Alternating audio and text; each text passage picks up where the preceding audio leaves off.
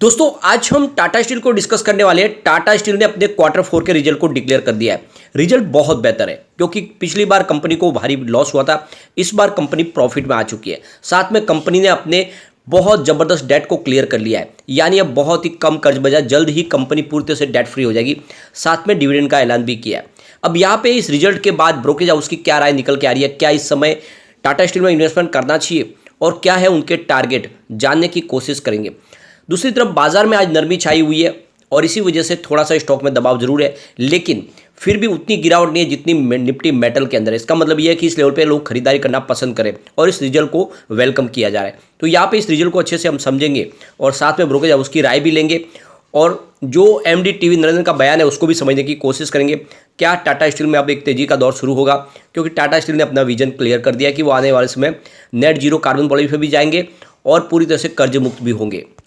तो इन सारी बातों को समझेंगे इस वीडियो के माध्यम से। लेकिन फ्रेंड, उससे पहले अगर आप पहली बार हमारे चैनल पे आए तो चैनल को सब्सक्राइब कर दीजिए, एक बेल आइकॉन दबा दीजिए ताकि जब भी नया वीडियो बने पहला नोटिफिकेशन आपको मिले। वीडियो पसंद आए तो लाइक शेयर जरूर कीजिए। चलो फ्रेंड्स, वीडियो स्टार्ट करते हैं। मैं हूँ आपका दोस्त एस बी दवे और हमारे अपने चैनल ऑनलाइन कमाई में आपका बहुत बहुत स्वागत है। सबसे पहले अगर हम बाजार की बात करें, इस समय 2 बजे के आसपास का टाइम है। बीएसई सेंसेक्स 61,133 के स्तर पे आपको दिखाई देगा। 221 पॉइंट की गिरावट है, 0.36% डाउन है बीएसई सेंसेक्स। अब इस नरमी के पीछे वजह कि कल इंटरनेशनल मार्केट में हमने गिरावट देखी थी थोड़ी सी, उसका असर भी देखने को मिला। निफ्टी मेटल की बात करें तो 5,806 के स्तर पर देख सकते हो 75 पॉइंट की गिरावट, यानी 1.28% निफ्टी मेटल गिरा है। तो मेटल इंडेक्स आज दबाव में दिखाई दे रहा है, लेकिन उसके बावजूद भी टाटा स्टील में उतनी गिरावट नहीं है। इसका मतलब यह है कि जो रिजल्ट है उसको काफ़ी अच्छा और सराहा गया है। स्टॉक की शुरुआत देख सकते हो 109 पर हुई, शुरुआत निगेटिव हुई। कल की क्लोजिंग देख सकते हो 110 की थी। इंट्राडे का लो 109 का ही है, लेकिन जो हाई है वो 111 का है, यानी स्टॉक इंट्राडे में पॉजिटिव ट्रेंड में जाता हुआ दिखाई देगा। फिलहाल 109 के आसपास स्टॉक है, 0.68% की गिरावट के साथ में ट्रेड करता हुआ दिखाई देगा। यानी जो निफ्टी मेटल में गिरावट है उससे काफ़ी कम गिरावट हो रही है। इसका मतलब ये जो रिजल्ट है इसको काफ़ी अच्छा पसंद किया गया है। वॉल्यूम में आज काफ़ी अच्छी वृद्धि है, देख सकते हो। पिछले 1 महीने पहले इसका 3 करोड़ का वॉल्यूम था, 1 करोड़ की डिलीवरी उठाई गई थी। 1 वीक पहले 3 करोड़ का ही वॉल्यूम होता, 1 करोड़ की डिलीवरी उठाई गई थी। और कल भी 3 करोड़ का वॉल्यूम होता, 2 करोड़ की डिलीवरी उठाई गई थी। लेकिन आज लगभग 12:30 के पहले ही देख सकते हो कि 4 करोड़ का वॉल्यूम है। वॉल्यूम में ज़बरदस्त वृद्धि है। अब यहाँ पे इसकी परफॉर्मेंस देखें तो 82 इसका 52 वीक का लो है और 133 52 वीक का हाई है। फिलहाल स्टॉक 109 के आसपास है। अब यहाँ पे इसके रिजल्ट को अगर हम समझे तो आप देख सकते हो कि इस बार जो सेल्स है पिछले क्वार्टर के मुकाबले काफ़ी अच्छा बढ़ा है। आप देख सकते हो कि मार्च 2022 में इनका टोटल सेल्स 69,324 रुपीज़ के आसपास था और इस बार 62,962 रुपीज़ के आसपास रहा है। पिछले क्वार्टर की बात करें, क्वार्टर 3 की, तो 57,084 रुपीज़ के आसपास था टोटल कंपनी का सेल्स। तो यहाँ पे अगर आप ईयर ऑन बेसिस पे देखें तब तो आपको यहाँ पे थोड़ा सा सेल्स कम होता हुआ दिखाई देगा, लेकिन क्वार्टर ऑन क्वार्टर बेसिस पे एक ज़बरदस्त वृद्धि हुई है सेल्स के अंदर। कंपनी के खर्च की बात करें तो पिछली बार 54,294 करोड़ रुपीज़ का टोटल खर्च था और इस बार 55,740 रुपीज़ का खर्च है, यानी खर्च बढ़ा है। आप देख सकते हो कि भले सेल ने बढ़ा हो लेकिन खर्च जरूर बढ़ा है पिछले एक साल में। और पिछले क्वार्टर की बात करें तो 53,036 करोड़ रुपीज़ का टोटल खर्च था, यानी यहाँ पे इस बार खर्च आपको पिछले क्वार्टर के मुकाबले बढ़ता हुआ दिखाई देगा कंपनी का। कंपनी के ऑपरेटिंग प्रॉफिट की बात करें तो मार्च 2022 में 15,030 करोड़ रुपीज़ का टोटल ऑपरेटिंग प्रॉफिट था और क्वार्टर 3 की बात करें ऑपरेटिंग प्रॉफिट में भारी गिरावट हुई थी। मात्र 4,048 रुपीज़ का ही इनको ऑपरेटिंग प्रॉफिट मिला था। इस बार ऑपरेटिंग प्रॉफिट 7,290 रुपीज़ के आसपास है। तो यहाँ पे ईयर ऑन बेसिस पे अभी भी आपको ऑपरेटिंग प्रॉफिट कम होगा दिखाई देगा, लेकिन क्वार्टर ऑन क्वार्टर बेसिस पे शानदार वृद्धि हो चुकी है। अब अदर इनकम की बात करें तो मार्च में 170 रुपीज़ के आसपास थी पिछले साल सेम क्वार्टर में। इस बार अदर इनकम 270 रुपये तक पहुंच गई, यानी अदर इनकम में अच्छी खासी वृद्धि हुई है। और पिछले क्वार्टर में देख सकते हो 491 रुपीज़ की अदर इनकम थी, तो इस बार अदर इनकम बढ़ी है कंपनी की।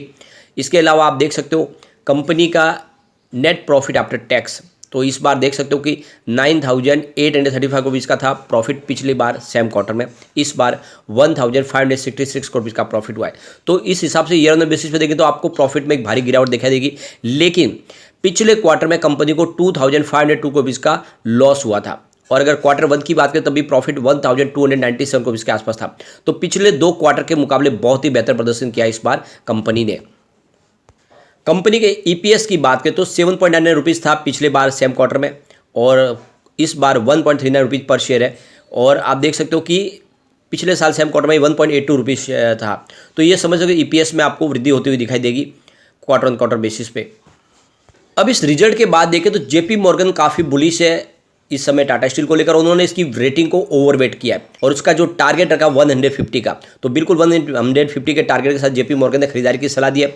इसके अलावा CLSA की तरफ से इसकी इक्वल वेट की रेटिंग दी गई है और साथ में और आउट परफॉर्म की रेटिंग भी दी है और टारगेट जो रखा है वो 110 और फिर 125 का टारगेट रखा। तो 110 तो आप समझ सकते हो कि ऑलरेडी इस पे टारगेट के आसपास स्टॉक है, लेकिन जो नेक्स्ट टारगेट है उनका 125 रुपये का है। अब यहाँ पे मॉर्गन स्टैनली का कहना है कि टाटा स्टील का एबिटाडा काफ़ी स्ट्रॉन्ग रहा इस बार, और जिस तरह से देखें तो इस बार प्रदर्शन ऑपरेटिंग एक्सपेंसेस भी देखें तो इस बार काफ़ी ठीक रहा है। और कुल मिला के इस बार जो प्रदर्शन है यूरोपियन बाजार में भले ही कमजोरी रहे हो, लेकिन ओवरऑल इसका बिजनेस काफ़ी अच्छा रहा और ओवरऑल परफॉर्मेंस बेहतर थी। इंडिया के मार्केट की बात करें, यहाँ पे जो मार्जिन में 20% की अच्छी खासी वृद्धि देखने को मिली। यूरोपियन मार्केट में मात्र 5% की यहाँ पे वृद्धि देखने को मिली। उसके पीछे हायर इनपुट कॉस्ट का वजह भी रहा। जेपी मॉर्गन का कहना है कि इंडिया के बाजार में काफ़ी अच्छा प्रदर्शन किया, लेकिन यूरोपियन बाजार कमजोर रहा और इस वजह से मिला जुला थोड़ा सा देखने को मिला, लेकिन फिर भी बेहतर प्रदर्शन है। सबसे जो शानदार आंकड़ा है टाटा स्टील का वो है इसका नेट डेट, जो इन्होंने बहुत कम कर लिया है। 3,900 करोड़ रुपीज़ पर आ गया कंपनी का टोटल नेट डेट, जो 67,810 करोड़ रुपीज़ के आसपास था। तो बहुत भारी गिरावट हुई है इनके डेट के अंदर, और इस तरह से जो लग रहा है कि कंपनी आने वाले समय जल्द ही पूरी तरह से डेट फ्री हो जाएगी। और फिलहाल जो कंपनी का लिक्विडिटी है 28,688 करोड़ के आसपास है, जो काफ़ी मजबूती प्रदान करे इसको। और कंपनी का नेट एबिटाडा 2.07x के आसपास है। इस हिसाब से अगर देखें तो कंपनी ने इस बार प्रदर्शन काफ़ी अच्छा किया और कंपनी जल्दी ही पूरी तरह से कर्ज मुक्त भी हो जाएगी।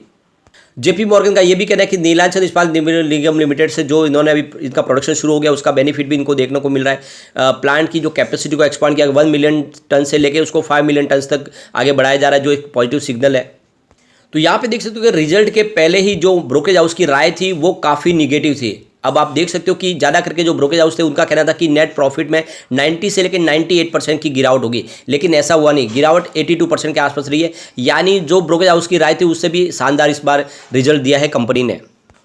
मोतीलाल ओसवाल का कहना है कि टाटा स्टील का जो टोटल जो कंसोलिडेटेड सेल वॉल्यूम है वो 7.78 मिलियन टन्स के आसपास रहा है, जो एस्टिमेट वॉल्यूम था यानी 7.2 मिलियन टन्स के आसपास, उससे काफ़ी अच्छा रहा है। और जो एवरेज सेलिंग प्राइस वो 80,927 पर टन के हिसाब से रही, जिसमें 6% की गिरावट ईयर ऑन बेसिस पर देखने को मिल रही है।